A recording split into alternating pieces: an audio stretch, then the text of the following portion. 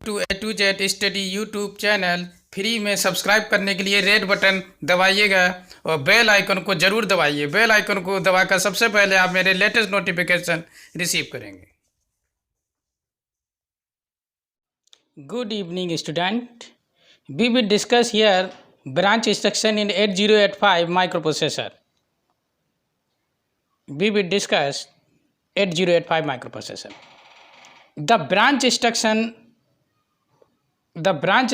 are the most powerful instructions because they allow to microprocessor to change the sequence of a program either conditional or unconditional. Okay, so ये क्या होता है branch instruction? अब हिंदी में देखिए, branch instruction are the most powerful instruction means branch instructions are the most important और powerful instruction because क्योंकि microprocessors to change the sequence, यानी कि ये one address to another address jump करते हैं। कैसे? One address to another address, यानी एक एड्रेस कोई है, उस एड्रेस से किसी दूसरे एड्रेस पर चले जाएंगे। यानी ये कोई एड्रेस है, इस एड्रेस से वो किसी दूसरे एड्रेस पे आ जा रहे। जैसे प्रोग्राम तो ऐसे सीरियली, प्रोग्राम जब आपका रन होगा तो सीरियली रन होगा। जब प्रोग्राम ऐसे सीरियल रन हो रहा था तो प्रोग्राम यहाँ ना आके प्रोग्राम क्या हो रहा है, आपका एक एड्रेस से दूसरे एड्रेस पर चला जाएगा। ये आपका ब्रांच इंस्ट्रक्शन। आगे अभी डिस्कस करेंगे कैसे होगा ब्रांच इंस्ट्रक्शन। वैसे ब्रांच इंस्ट्रक्शन 3 टाइप्स के होते हैं। Branch instruction, jump instructions, call instructions and return instruction. 3 type के इंस्ट्रक्शंस हैं, कॉल, जंप और 3 टाइप के इंस्ट्रक्शंस हैं, कॉल इंस्ट्रक्शंस, रिटर्न इंस्ट्रक्शन और जंप इंस्ट्रक्शन। और इन तीनों के तीनों इंस्ट्रक्शंस में आपके 3 इंस्ट्रक्शंस में भी jump, conditional, unconditional, conditional, unconditional call, conditional call, return unconditional और रिटर्न कंडीशनल कॉल, इस टाइप के ये हो सकते हैं। ओके, जैसा कि आप चाहेंगे इस टाइप के ये हो सकते हैं। Any doubt? तो ये 3 टाइप के। अब देखिए मेनली कैसे इसका सीक्वेंस चेंज हो रहा है प्रोग्राम का। द माइक्रो प्रोसेसर क्या है? Is a sequential machine. आपको पता होगा microprocessor is a sequential machine. Microprocessor is a sequential machine. Sequential machines का मतलब हुआ it execute machine code. Sequential machine means it execute machine code from one memory location to the next memory location. तो microprocessor is a sequential machine, so it execute machine code from one memory to the another memory location. Okay, so the branch instruction का मतलब क्या हुआ? तो branch instruction instruct the microprocessor. तो the branch instruction instruct the microprocessor को क्या instruct करता है? To go to a different memory location and the microprocessor continue execution from machine code from the new location. यानी कि जो आपका machine code है, जो आपका न्यू लोकेशन है, उस लोकेशन से स्टार्ट हो जाएगा। यानी एक लोकेशन से दूसरे लोकेशन। ब्रांच इंस्ट्रक्शन क्या करेगा?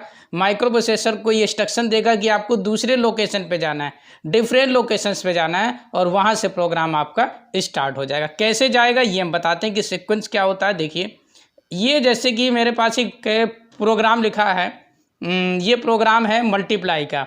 5 × 4 आएगा कितना? रिजल्ट आएगा 20। प्रोग्राम का पूरा वीडियो अलग से बनेगा, आप उसमें असेंबली लैंग्वेज के प्रोग्रामिंग सीख सकते हो। तो 5 × 4 यानी कि रिजल्ट ये आएगा आपका 20। अब रिजल्ट में 20 आया, इसका मतलब हमने यहाँ पर देखो, हमें प्रोग्राम नहीं सिखा रहे तो प्रोग्राम से मतलब नहीं है। अब हमें क्या है, ये रैम एड्रेस है जहाँ पे आपका इंस्ट्रक्शंस स्टोर होंगे। ये आपका रैम एड्रेस है, और यहाँ पे जो हम लोग डिफाइन करते हैं वो इनपुट आउटपुट और आउटपुट लोकेशंस को डिफाइन करते हैं। तो इंस्ट्रक्शन जब भी रन होता है तो ऐसे सिक्वेंसली रन होगा। पहले अगर हम देखें कोई भी, अगर इसमें ब्रांच इंस्ट्रक्शन नहीं होता तो पहले फर्स्ट नंबर पे ये इंस्ट्रक्शन होता, देन ये इंस्ट्रक्शन, देन ये इंस्ट्रक्शन, देन ये, देन एंड सो ऑन। ऐसे इंस्ट्रक्शंस आपके रन होते। यानी कि पहले MBI, फिर MBIC, फिर XRA, फिर ऐड, फिर DCR, JNZ, then STA, then HLT। अब इसमें है क्या? अब अगर आपके सामने एक ब्रांच इंस्ट्रक्शंस आ गया, यानी कि प्रोग्राम ऐसे चल रहा था MBI B,05 MBI C,04 XRA add C DCR, इसके बाद JNZ jump if not zero program आया। अब ये आपका ब्रांच इंस्ट्रक्शन हो गया JNZ jump if not zero, jump if not zero jump at this address. Program आना क्या यहाँ चाहिए था, इसके बाद इस एड्रेस पे आना चाहिए था, लेकिन प्रोग्राम क्या हुआ आपका जंप कर गया किसी दूसरी एड्रेस पे। किस एड्रेस पे चला गया 1005 पे, यानी कि जो ये प्रोग्राम है ये प्रोग्राम जंप कर जाएगा यहाँ पे, कहाँ ऐड पे। ये जो जंप करके कहाँ आ जाएगा 8B पे, ये प्रोग्राम जंप करके किस में आ गया 8B पे, यानी कि अपने सीक्वेंस को छोड़ के, यानी कि वन मेमोरी लोकेशन, यानी कि to go to the different memory location जाना चाहिए था उसको यहाँ 100A पे आना चाहिए क्योंकि नेक्स्ट मेमोरी लोकेशन ये है, लेकिन वो यहाँ ना जाके 1005 में चला गया। इसका मतलब ये क्या ब्रांच इंस्ट्रक्शन है, यही सीक्वेंस चेंज हो रहा है, इसका सीक्वेंस जो है वो चेंज हो गया। अब देखिए हम लोग आते हैं, ये जो आपके सामने लिखा हुआ है ये है जंप अनकंडीशनल इंस्ट्रक्शन। तो जंप अनकंडीशनल इंस्ट्रक्शन, कभी भी कोई भी जंप इंस्ट्रक्शन लिखेंगे, जैसे मैंने लिख दिया जंप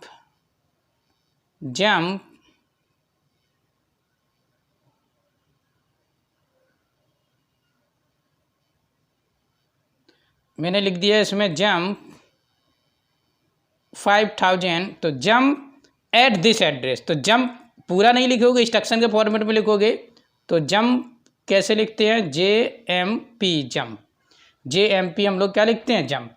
अब जंप एट दिस एड्रेस, यानी इसमें जो दिखा है जंप एट 400, इसमें जंप एट 4000 एड्रेस, यानी कि jump at specified memory location, और in this instruction the specified memory location is 4000।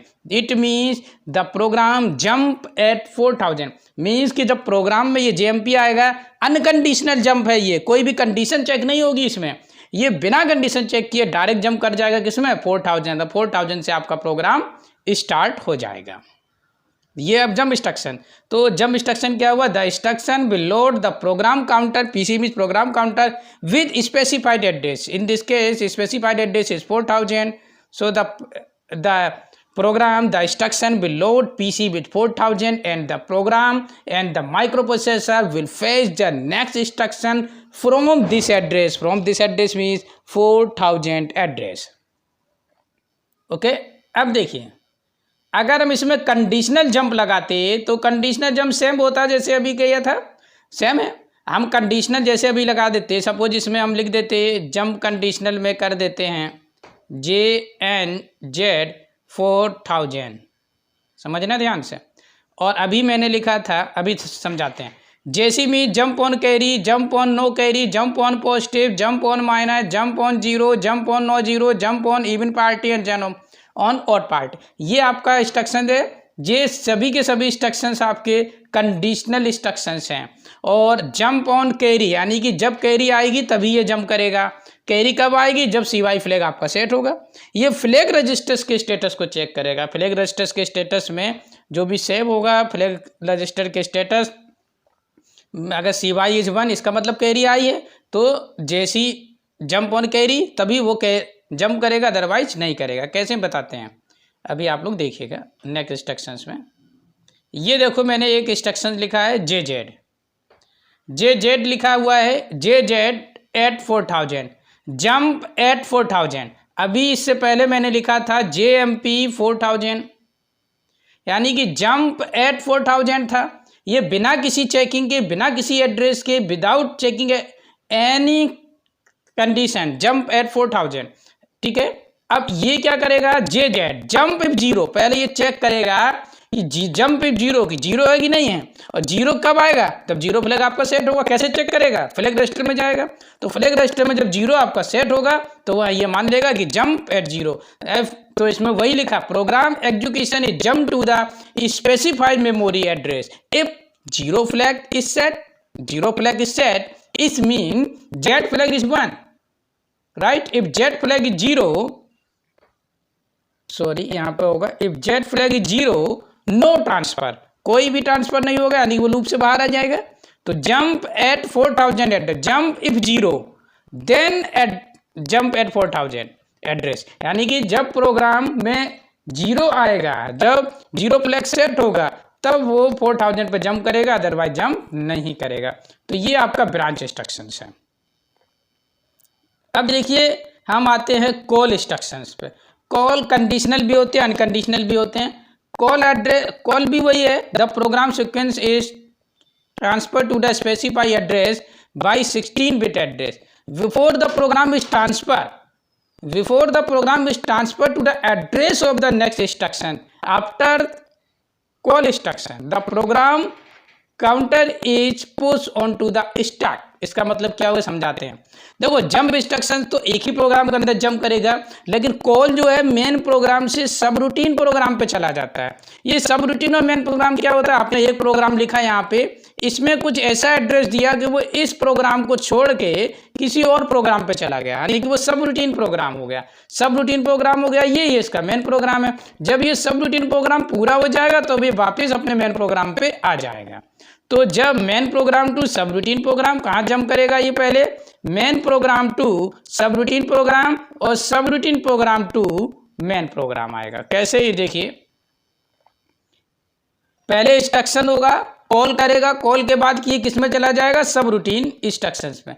तो ये सब रूटीन जब पूरा हो जाएगा तो रिटर्न इंस्ट्रक्शंस लिखा होगा इसमें, तो ये रिटर्न कर जाएगा अपने मेन प्रोग्राम में, तो इसको हम लोग कॉल बोलते हैं। देखिए कैसे, देखिए मैंने इसमें लिखा कॉल इंस्ट्रक्शंस, तो कॉल 5000, तो जब ये कॉल 5000 लिखा, इसके बाद नेक्स्ट इंस्ट्रक्शन किस में आएगा, 3000 में। एज्यूम किया कि तो कॉल इंस्ट्रक्शन है वो आपका 3000 में स्टोर है, 3 बाइट का है तो 3003 में नेक्स्ट इंस्ट्रक्शन स्टोर होगा, यानी कि कॉल 5000, यानी कि ये 5000 सब रूटीन प्रोग्राम पे चला जाएगा।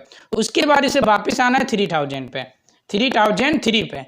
तो जब ये यहाँ वापस आएगा, कैसे वापस आएगा वो देखना आपको। जब ये कॉल 5000 पे जाएगा तो 5000 में जाने से पहले प्रोग्राम काउंटर में क्या स्टोर होता है, नेक्स्ट इंस्ट्रक्शन का एड्रेस, तो 3003 इसमें स्टोर होगा।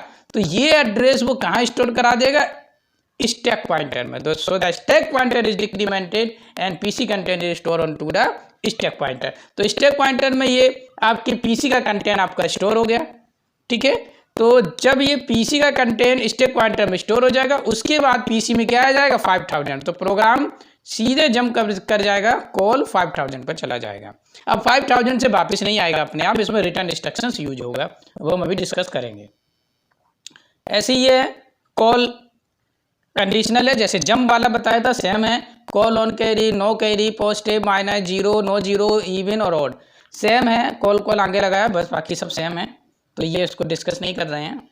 रिटर्न इंस्ट्रक्शन देखिए, रिटर्न इंस्ट्रक्शन जब हम लोग लिखेंगे तो रिटर्न इंस्ट्रक्शन क्या है, जब आपने कॉल लिखा तो मेन प्रोग्राम से किस में चला गया था, सब रूटीन प्रोग्राम पे, यानी कि मेन प्रोग्राम से किस में आएगा, सब रूटीन। अब जब रिटर्न लिखोगे तो सब रूटीन से किस में आएगा, मेन प्रोग्राम में। कैसे, the program sequence is transfer from the subroutine to the main program. ऐसे जो स्टैक पॉइंटर में आपने डेटा स्टोर किया था प्रोग्राम काउंटर का, वो अब कॉपी होगा किसमें, स्टैक पॉइंटर में, सॉरी कॉपी होगा किसमें, प्रोग्राम काउंटर में। कॉल में हमने क्या किया था, कॉल में हमने किया था पीसी के कंटेंट को स्टैक में स्टोर कर दिया था एसपी में।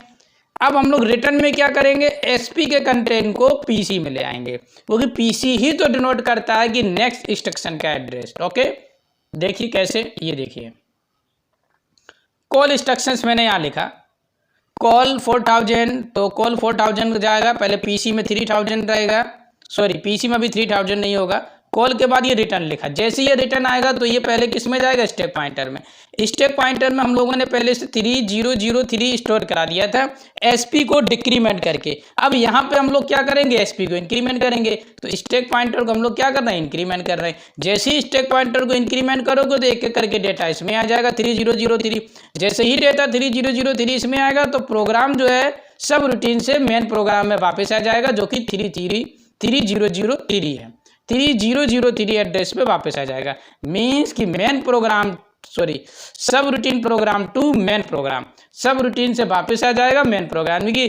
फिर से इंस्ट्रक्शन किस में वापस आ जाएगा, 3003 में।